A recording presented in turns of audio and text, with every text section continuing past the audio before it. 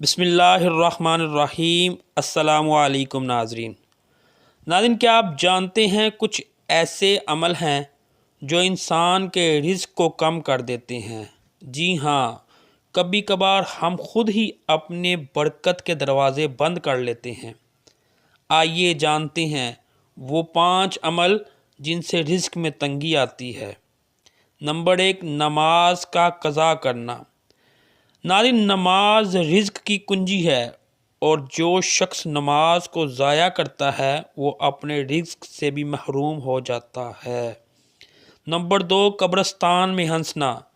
ناظرین، قبرستان عبرت کی جگہ ہے، وہاں ہنسنا دل کو سخت کر دیتا ہے اور انسان اللہ تعالیٰ کی رحمت سے دور ہو جاتا ہے۔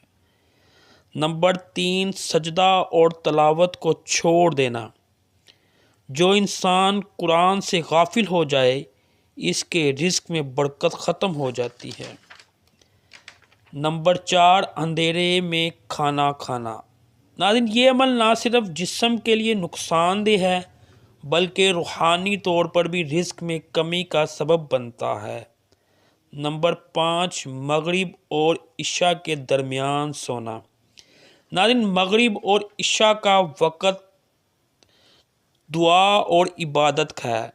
اس وقت کو غفلت میں ضائع کرنا رزق کی برکت کو روک دیتا ہے، لہٰذا ان 5 باتوں سے بچنا چاہیے تاکہ اللہ تعالیٰ آپ کے رزق میں برکت، آسانی اور خوشحالی عطا فرمائے۔ آمین۔